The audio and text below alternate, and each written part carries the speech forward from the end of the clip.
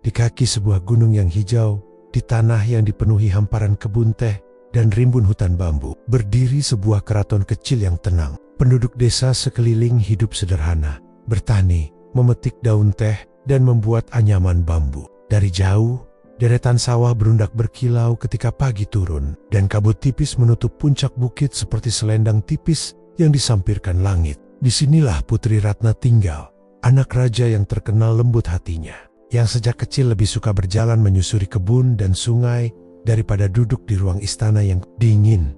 Putri Ratna bukanlah putri yang sombong. Ia selalu menurunkan tubuhnya yang anggun untuk berbicara dengan pramu desa, memberi makan anak-anak kampung, dan membantu wanita-wanita pasang teh di sela waktu. Rambutnya hitam panjang, sering disanggul rapi dan dihias bunga kenanga ketika hari istimewa tiba. Pakaian sehari-harinya sederhana, kebaya halus dan kain panjang bermotif. Tetapi yang paling berharga baginya bukanlah kain atau mahkota, melainkan sebuah kalung kecil warisan ibunya. Kalung itu berupa bandul perak berbentuk bulan dan bintang. Sederhana, bukan terlalu mewah, namun selalu berkilau walau dipakai setiap hari. Ibunya, Ratu Sari, memberikannya pada Putri Ratna waktu ia masih kecil. Sambil membisikkan doa dan pesan, kalung ini bukan hanya hiasan. Di dalamnya ada doa ibumu. Jangan kau lepaskan kecuali darurat. Karena di dalam doa ada pengingat cintamu pada tanah ini dan tanggung jawabmu kepada rakyat. Kata-kata itu selalu menempel di memori Ratna. Setiap kali ia menyentuh bandul itu, hatinya terasa hangat, seolah ibunya masih di dekatnya.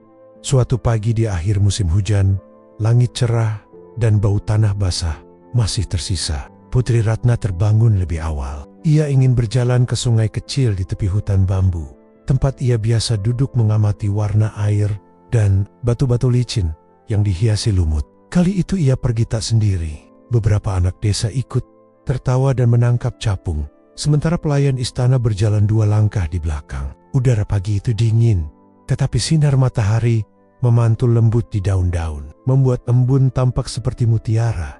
Mereka sampai di sungai yang mengalir pelan, membentuk jeram kecil dan cekungen-cekungen berair. Anak-anak berlarian, menaruh tali dan anyaman kecil untuk dijadikan perahu mainan. Putri Ratna duduk di tepi, menidurkan kainnya ke belakang, dan meletakkan tangan di atas air.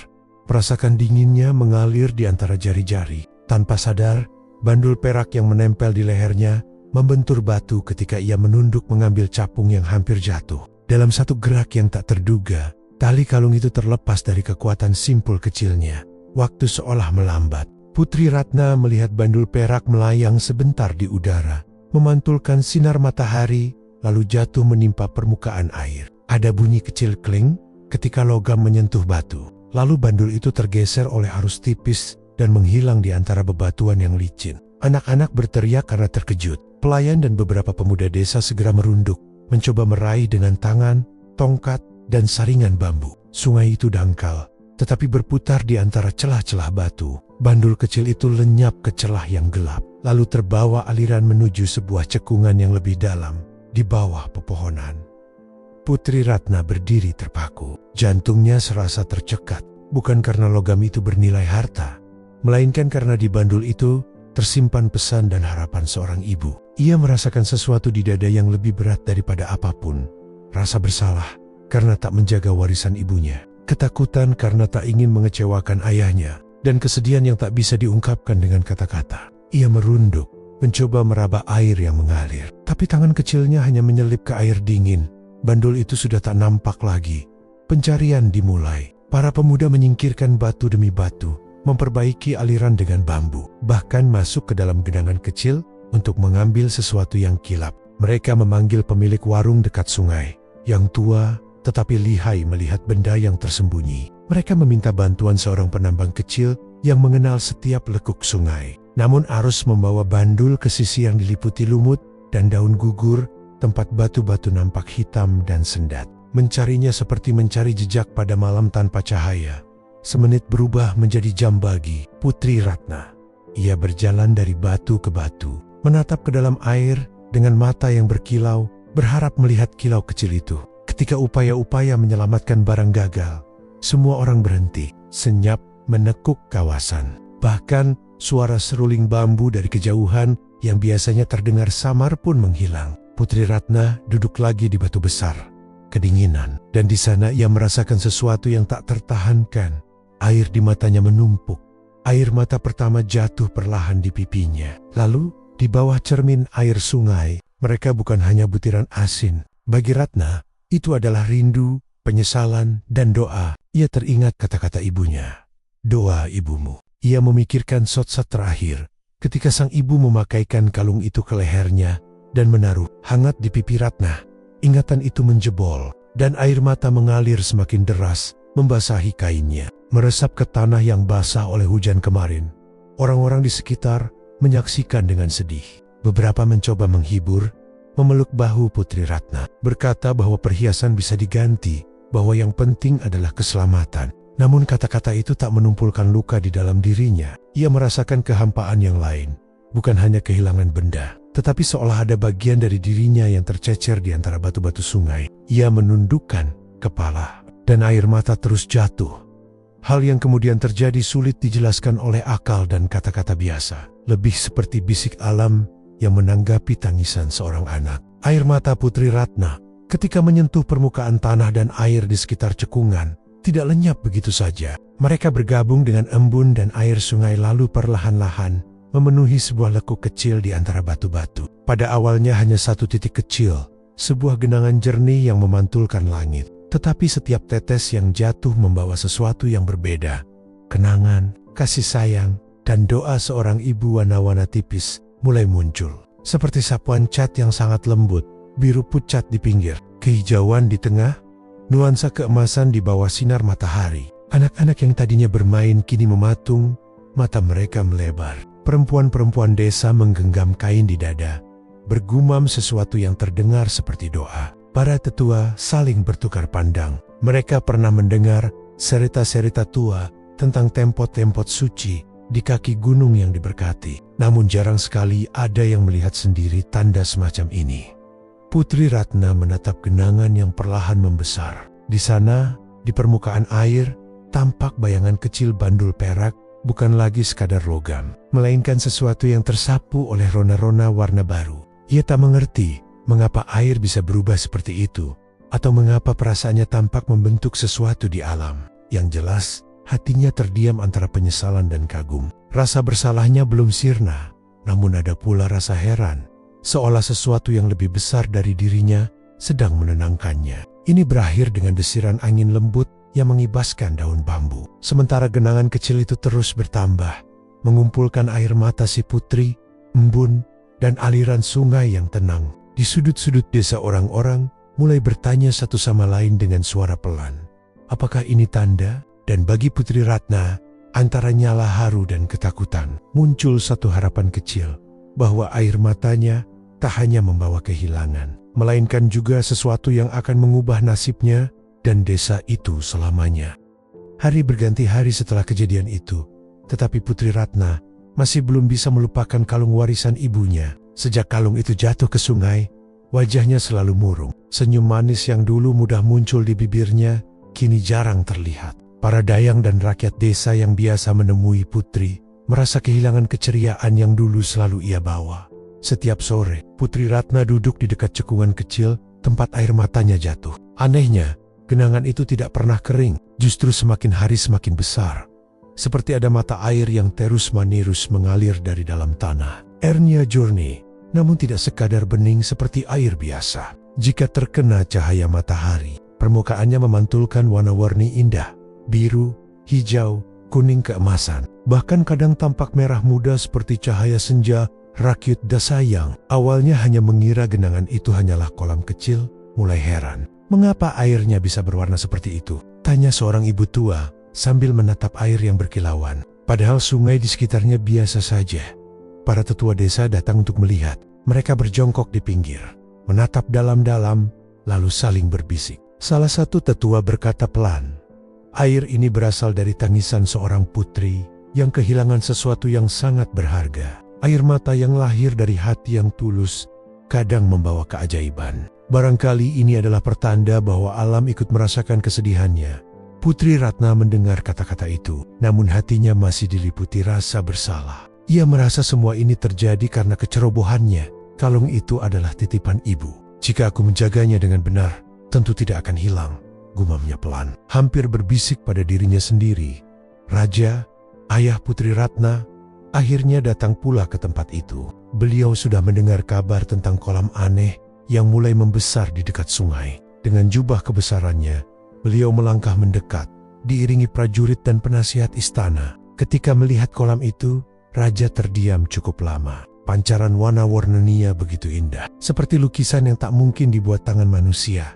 Putriku, ucap Raja dengan suara dalam namun lembut. Jangan terlalu larut dalam kesedihan. Kalung itu memang berharga, tetapi yang lebih berharga adalah dirimu sendiri. Ibumu pasti ingin kau bahagia, bukan menangis terus-menerus. Putri Ratna menunduk. Air matanya hampir jatuh lagi, tapi ia menahannya. Ayah, aku hanya merasa sudah mengecewakan ibu, katanya lirih. Raja memegang bahu putrinya. Kadang kehilangan adalah cara alam mengajarkan kita. Jangan kau anggap semua ini sebagai hukuman. Lihatlah air yang mengalir dari tangisanmu. Ia justru menjadi keindahan bagi semua orang. Kata-kata Raja membuat Putri Ratna sedikit tenang, meski hatinya masih belum sepenuhnya damai. Hari-hari berlalu, genangan itu semakin besar, berubah menjadi kolam. Kolam itu dikelilingi bebatuan dan pepohonan yang rimbun, membuat suasananya sejuk dan damai. Banyak orang dari desa datang untuk melihatnya. Mereka duduk di pinggir kolam, kagum pada keindahan warna air yang selalu berubah-ubah seiring cahaya. Ada yang berkata, warnanya mirip pelangi. Ada yang berkata seperti kain sutra yang berkilau. Lambat laun, kolam itu dikenal dengan sebutan Telaga Warna, karena airnya selalu memantulkan warna yang berbeda. Rakyat percaya bahwa warna-warna itu adalah pantulan dari perasaan Putri Ratna. Biru ketika ia sedih, hijau ketika hatinya mulai tenang, keemasan ketika ia mulai menerima kenyataan, dan merah muda ketika ada sedikit kebahagiaan.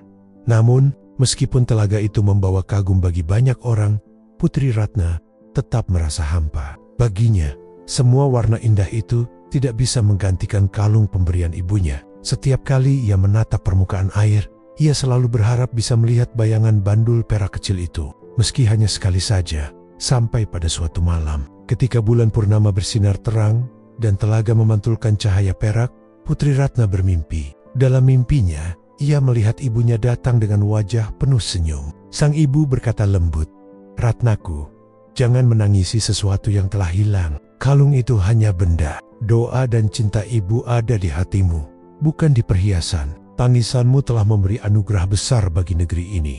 Telaga indah yang akan dikenang selamanya. Terimalah itu sebagai tanda cinta yang lebih besar daripada kalung kecil itu." Putri Ratna terbangun dengan mata basah. Tetapi kali ini bukan karena kesedihan semata. Ada kehangatan baru di dalam hatinya. Ia menatap keluar jendela istana, melihat sinar bulan jatuh ke arah telaga yang mulai luas. Warna-warnanya berpendar indah, seakan menyambut pesan sang ibu.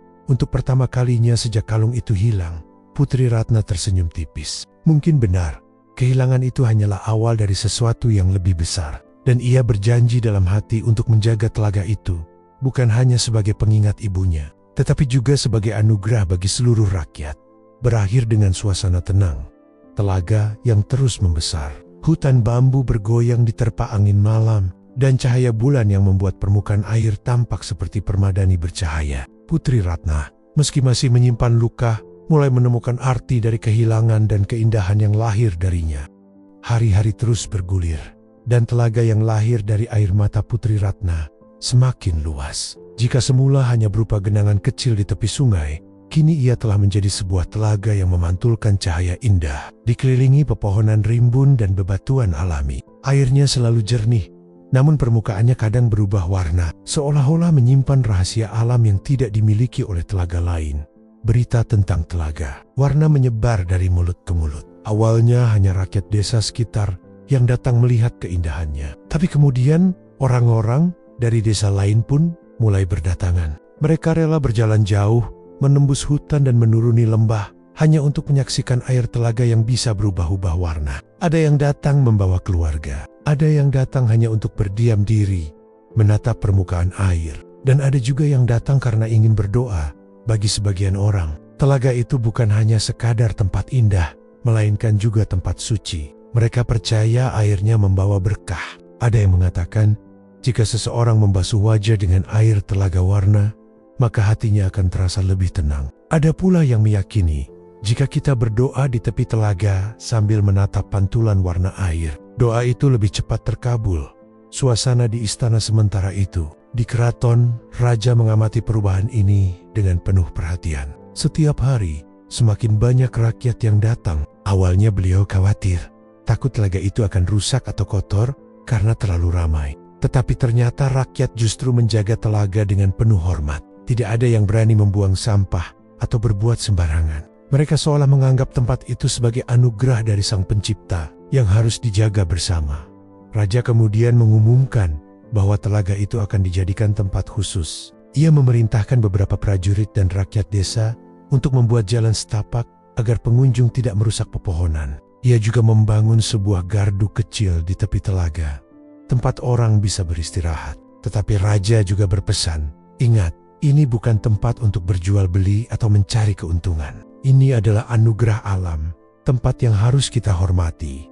Putri Ratna mendengar keputusan itu dengan hati yang lega. Ia tahu, telaga itu tidak akan pernah menggantikan kalung ibunya. Tetapi jika bisa memberi kebahagiaan bagi banyak orang, maka ia ingin menjaganya. Meski begitu, dalam hatinya ia masih sering teringat pada mimpi tentang ibunya. Kata-kata ibunya dalam mimpi terus mengiringi langkahnya. Doa dan cinta ibu ada di hatimu, bukan di perhiasan. Munculnya mitos dan kepercayaan sering berjalannya waktu. Cerita-cerita tentang Telaga Warna makin berkembang. Orang-orang mulai menambahkan kisah-kisah mereka sendiri.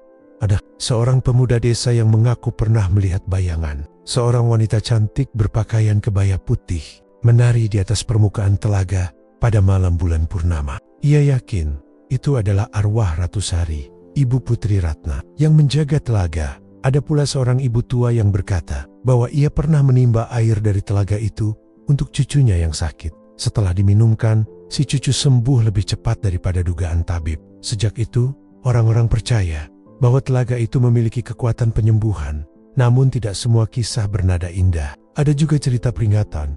Konon jika ada orang yang datang dengan hati serakah, hanya ingin mengambil air untuk dijual atau merusak tempat itu, maka ia akan tersesat di hutan dan tidak bisa pulang sampai ia menyesali perbuatannya.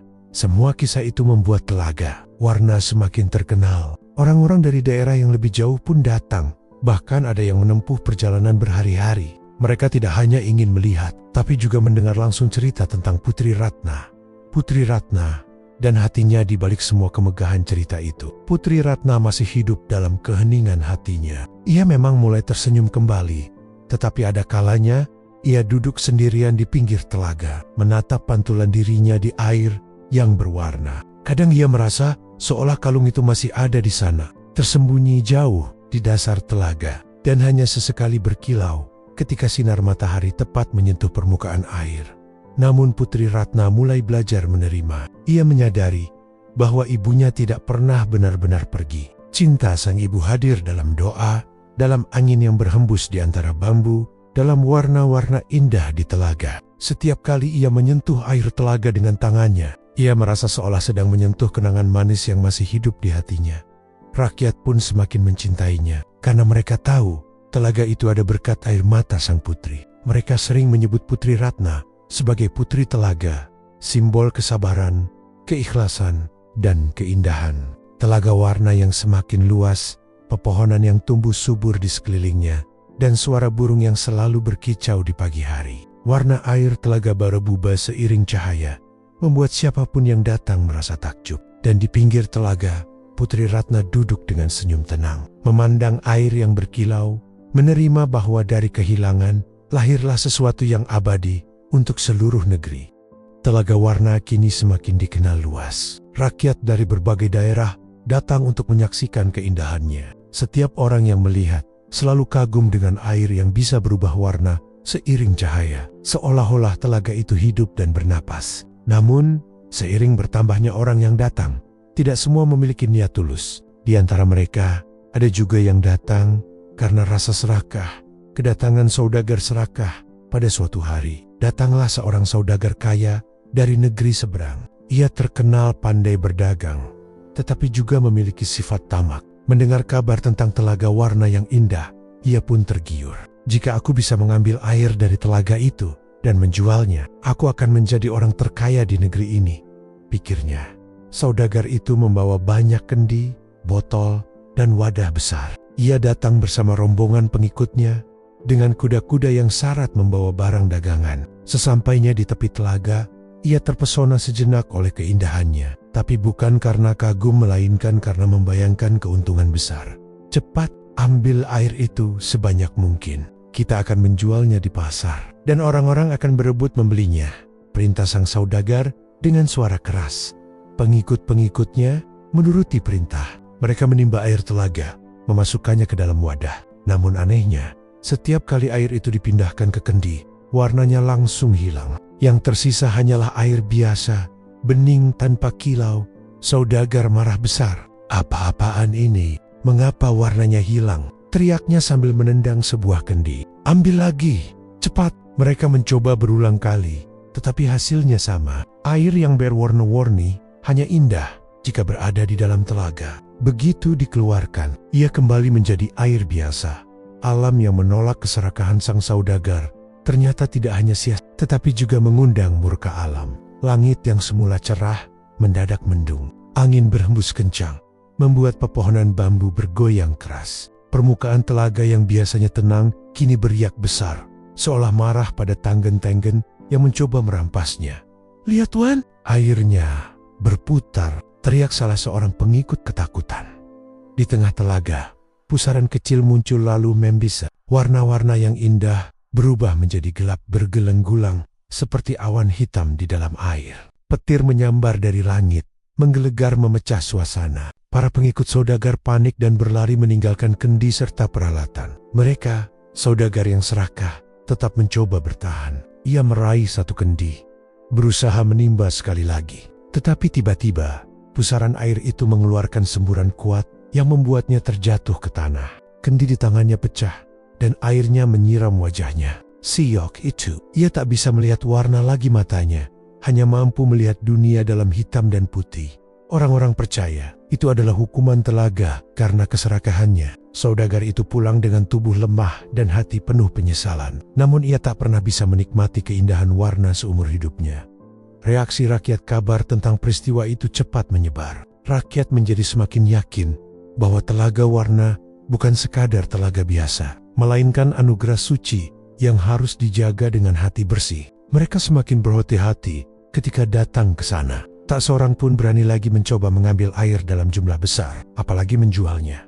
Sebaliknya, rakyat mulai datang dengan lebih banyak doa dan rasa syukur. Ada yang membawa bunga untuk dihanyutkan di permukaan telaga sebagai tanda penghormatan. Ada pula yang hanya duduk diam, menatap warna air sambil merenung. Mereka percaya telaga itu bisa membaca isi hati manusia. Ia menenangkan hati yang tulus, tetapi menolak orang yang serakah. Putri Ratna yang bijak putri. Ratna mengetahui semua kejadian itu dari rakyat yang datang melapor ke istana. Awalnya ia kaget, tetapi kemudian ia mengerti bahwa telaga memang bukan sembarangan. Ada kekuatan alam yang menjaga keindahannya. Dengan suara lembut, ia berkata kepada rakyat, telaga ini lahir dari kesedihan, tetapi berubah menjadi keindahan yang kita nikmati bersama. Jangan biarkan keserakahan merusaknya. Ingat, telaga hanya memberi keindahan kepada mereka yang datang dengan hati bersih. Kata-kata Putri Ratna itu membuat rakyat semakin mencintainya. Mereka merasa memiliki seorang putri yang tidak hanya cantik dan lembut, tetapi juga bijak. Dengan suasana tenang, setelah badai reda, permukaan telaga kembali memantulkan warna-warni yang indah, seolah tak pernah marah. Namun rakyat kini lebih sadar, telaga bukan untuk dimiliki atau diperjualbelikan, melainkan untuk dinikmati dan dihormati bersama. Dan Putri Ratna sambil menatap air yang berkilau, semakin yakin bahwa ibunya benar, cinta dan doa yang tulus akan selalu hidup, bahkan bisa menjelma menjadi sesuatu yang abadi bagi banyak orang. Sejak peristiwa saudagar serakah itu, rakyat makin sadar bahwa telaga warna bukanlah tempat biasa. Mereka percaya telaga itu memiliki roh penjaga yang menjaga keindahannya dari tanggun-tanggen yang tamak. Kabar tentang hukuman yang menimpa saudagar cepat menyebar ke seluruh negeri, sehingga orang-orang datang bukan lagi hanya untuk menikmati pemandangan, melainkan juga untuk menghormati rencana para tetua suatu hari. Para tetua desa berkumpul di balai pertemuan. Mereka duduk melingkar, membicarakan bagaimana cara menjaga telaga agar tetap suci. Seorang tetua berambut putih panjang membuka suara. Telaga ini lahir dari air mata Putri Rat dan sudah terbukti bahwa ia bukan tempat biasa. Kita harus menjadikannya tempat yang dijaga bersama, bukan hanya tempat singgah yang lain menimpali. Benar, jika telaga ini kita rawat, ia bisa menjadi berkah bagi anak cucu kita. Tapi jika dibiarkan begitu saja, bisa saja ada orang lain yang mencoba merusaknya. Akhirnya, mereka sepakat untuk mengadakan upacara khusus setiap tahun sebagai bentuk rasa syukur kepada Sang Pencipta dan penghormatan kepada Putri Ratna yang telah memberikan telaga itu lewat air matanya. Upacara pertama di Telaga Hari yang ditentukan pun tiba. Rakyat berbondong-bondong menuju telaga, membawa sesaji sederhana, bunga-bunga segar, buah-buahan, dan anyaman janur. Para wanita desa menyiapkan tumpeng nasi kuning, sementara para pemuda menyiapkan gamelan kecil untuk mengiringi suasana. Telaga tampak lebih indah dari biasanya. Airnya berkilau kehijauan bercampur emas, seperti menyambut orang-orang yang datang dengan hati tulus. Angin berhembus lembut, mengibaskan daun bambu yang seolah ikut menari mengikuti irama gamelan. Putri Ratna hadir bersama ayahnya, Raja, yang mengenakan kebaya putih sederhana. Rambutnya disanggul rapi dengan hiasan bunga kenanga. Senyumnya lembut, meski dalam hatinya masih teringat kalung ibunya. Namun, ia sudah bisa menerima bahwa kehilangan itu telah melahirkan keindahan yang lebih besar. Upacara dimulai dengan doa bersama. Para tetua memanjatkan syukur. Ya Tuhan, terima kasih atas telaga yang Kau berikan. Semoga airnya membawa ketenangan. Semoga keindahannya mengingatkan kami untuk selalu rendah hati. Setelah doa, para wanita melepaskan bangga-bunga ke permukaan air. Bunga itu terapung, terbawa angin, dan membuat permukaan telaga penuh warna alami. Rakyat menundukkan kepala, merasakan damai yang sulit dijelaskan dengan kata-kata, makna yang makin dalam sejak upacara pertama itu. Telaga Warna semakin disucikan. Rakyat percaya bahwa siapapun yang datang dengan niat tulus akan merasakan ketenangan batin. Banyak orang yang datang bukan hanya untuk melihat, tapi juga untuk merenung, berdoa, bahkan sekadar duduk diam menikmati angin yang sejuk. Ada yang datang membawa masalah, lalu pulang dengan hati yang lebih ringan. Ada yang datang dengan kesedihan, lalu merasa sedikit lebih kuat setelah menatap warna air yang berubah-ubah. Bagi rakyat, telaga itu seolah menjadi cermin hati, memantulkan apa yang mereka rasakan, lalu menenangkannya dengan keindahan. Putri Ratna sendiri semakin dekat dengan rakyatnya. Ia sering berjalan ke telaga bersama anak-anak desa, mengajari mereka cara merangkai bunga atau bercerita tentang ibunya. Rakyat semakin mencintai putri mereka dan menjulukinya Putri Telaga Warna. Pesan raja-raja pun membuat aturan. Telaga tidak boleh dirusak, airnya tidak boleh diambil sembarangan, dan tidak boleh dijadikan tempat untuk mencari keuntungan. Siapapun yang datang harus menjaga kebersihan dan menghormatinya.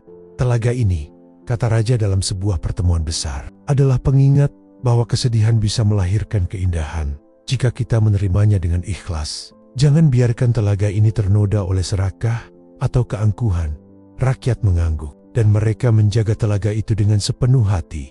Dengan suasana damai, malam turun perlahan. Bulan purnama memantul di permukaan telaga, memunculkan warna perak bercampur biru. Putri Ratna berdiri di tepi air, menatap pantulan dirinya.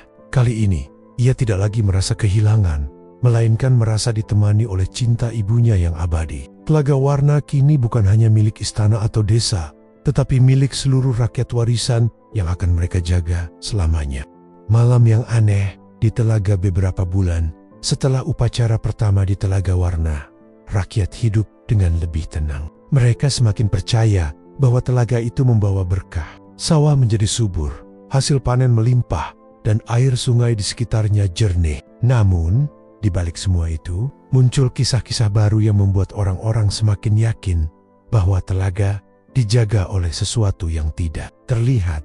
Pada suatu malam, seorang penggembala bernama Jaya sedang mencari kambingnya yang hilang. Ia berjalan mendekati telaga, ditemani suara jangkrik dan cahaya bulan purnama. Saat sampai di tepi air, ia melihat sesuatu yang membuat tubuhnya merinding.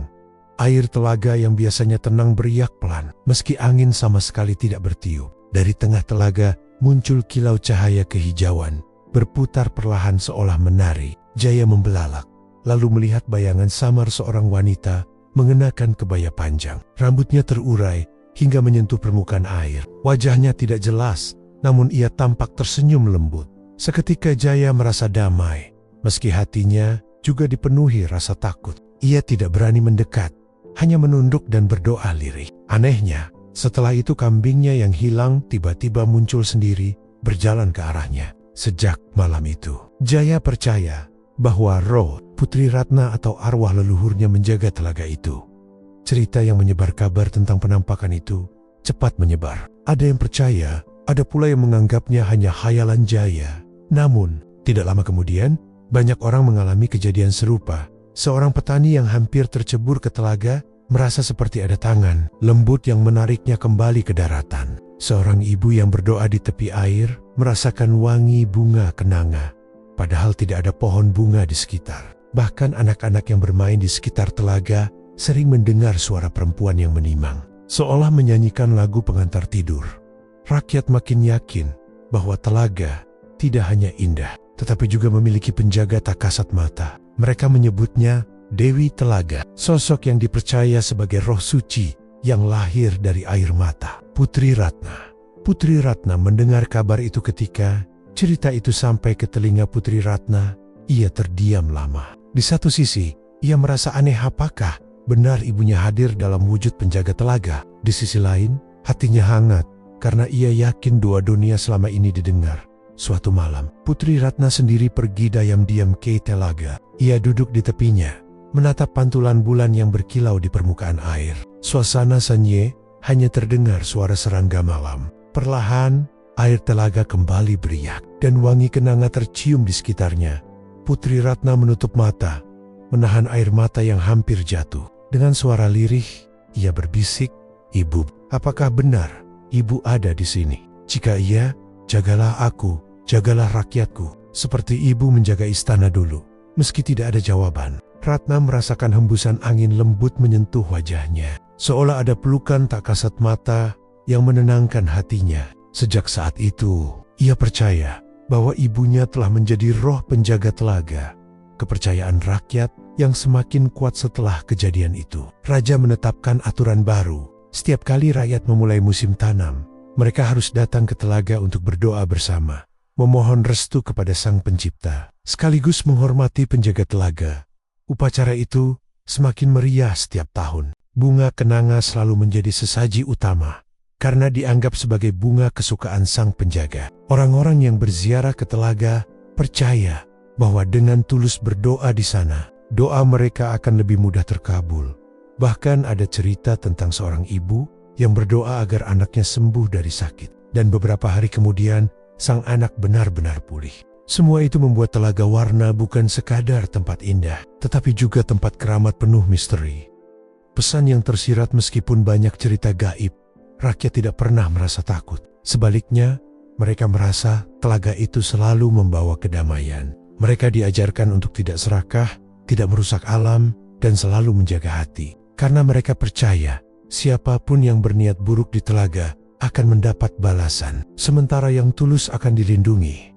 Putri Ratna sendiri tumbuh semakin dewasa dengan keyakinan itu. Ia merasa memiliki tanggung jawab besar, menjaga bukan hanya rakyatnya, tetapi juga warisan spiritual yang lahir dari telaga. Ia tahu, kisah tentang penjaga tak kasat mata itu bukan untuk menakut-nakuti, melainkan untuk mengingatkan bahwa kehidupan harus dijalani dengan hati yang bersih. Dengan suasana hening, Putri Ratna berdiri di tepi telaga pada malam purnama, menatap cahaya yang berkilau di permukaan air. Ia menutup mata, tersenyum, dan berkata dalam hati, "Terima kasih, Ibu, aku akan menjaga telaga ini, sebab Ibu menjagaku dari alam sana." Telaga Warna kini benar-benar menjadi warisan yang tidak hanya indah secara kasat mata, tetapi juga sakral dan penuh makna. Seiring berjalannya waktu, Putri Ratna tumbuh menjadi seorang putri yang bijaksana. Keindahan Telaga Warna tetap terjaga, bahkan semakin terkenal hingga ke negeri-negeri tetangga. Orang-orang dari jauh rela menempuh perjalanan berhari-hari hanya untuk melihat telaga yang indah berkilau dengan warna-warni. Cahaya, rakyat kerajaan merasa bangga karena negeri mereka memiliki tempat istimewa. Mereka percaya telaga itu bukan hanya keajaiban alam, melainkan anugerah dari Sang Pencipta yang lahir dari kisah duka Putri Ratna. Namun, Putri Ratna tahu keindahan telaga bukan sekadar untuk dipandang. Ia mengingatkan rakyatnya agar selalu menjaga keseimbangan, tidak serakah, dan tidak merusak alam di sekitarnya. Ia berkata dalam sebuah pertemuan rakyat, telaga ini lahir dari air mata kesedihan, namun berubah menjadi sumber kehidupan. Jangan sampai kita membuatnya kembali menangis dengan keserakahan kita. Kata-katanya menjadi nasihat yang selalu diingat oleh rakyat, bahkan sampai berpuluh-puluh tahun setelahnya. Putri Ratna yang merelakan meski sudah lama berlalu. Hati Putri Ratna kadang masih diliputi rasa bersalah. Ia terus mengingat kejadian saat ia kehilangan kalung pemberian ibunya. Tetapi seiring bertambahnya usia, ia belajar untuk merelakan. Ia sering duduk di tepi telaga, menatap air yang berwarna-warni, dan berkata lirih, "Ibu, mungkin dulu aku ceroboh, tapi kini aku tahu kehilanganku bukan akhir, melainkan awal dari sesuatu yang lebih besar. Telaga ini adalah hadiah darimu, untukku, dan untuk semua rakyat." Perlahan, kesedihan itu berubah menjadi ketabahan. Dari seorang putri manja, Ratna tumbuh menjadi sosok pemimpin yang kuat, berjiwa besar, dan penuh cinta kasih. Legenda yang menyebar kisah tentang asal mula Telaga Warna tidak hanya diceritakan di istana, tetapi juga di warung kopi, ladang, hingga desa-desa jauh di pegunungan. Para orang tua sering menceritakannya kepada anak-anak sebelum tidur. Mereka berkata, Telaga Warna adalah telaga yang lahir dari air mata seorang putri raja. Ia menangis begitu deras karena kehilangan perhiasan pemberian ibunya. Namun air matanya justru menciptakan telaga indah, berwarna-warni. Dari situlah kita belajar bahwa kesedihan yang tulus bisa berubah menjadi keindahan bagi banyak orang. Cerita itu terus diwariskan turun-temurun. Generasi demi generasi tumbuh dengan mendengar kisah Putri Ratna, sang putri yang hatinya berubah dari penuh duka menjadi penuh kasih. Telaga yang hidup selemonyo hari-hari terus berganti. Putri Ratna akhirnya menua, dan ketika waktunya tiba, ia berpulang dengan tenang. Rakyat sangat berduka, tetapi mereka percaya jiwa sang putri menyatu dengan telaga. Sebagaimana ibunya dulu dipercaya hadir dalam wujud penjaga air, sejak saat itu, setiap kali pelangi muncul di atas Telaga Warna, rakyat percaya itu adalah senyuman Putri Ratna. Senyuman yang menandakan ia telah merelakan masa lalunya dan menjaga negerinya dari alam baka.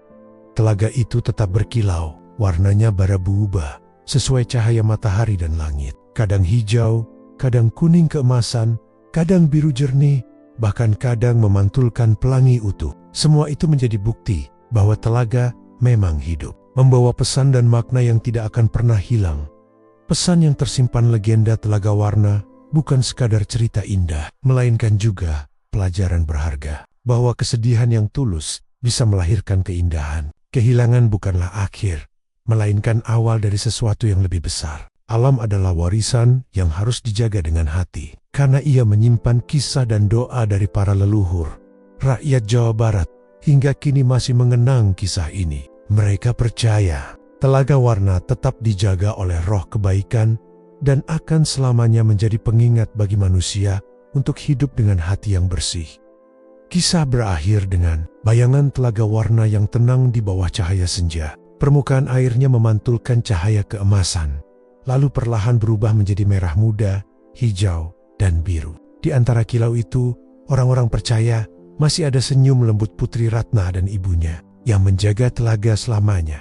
Itulah legenda asal mula Telaga Warna, kisah tentang air mata yang berubah menjadi keindahan abadi.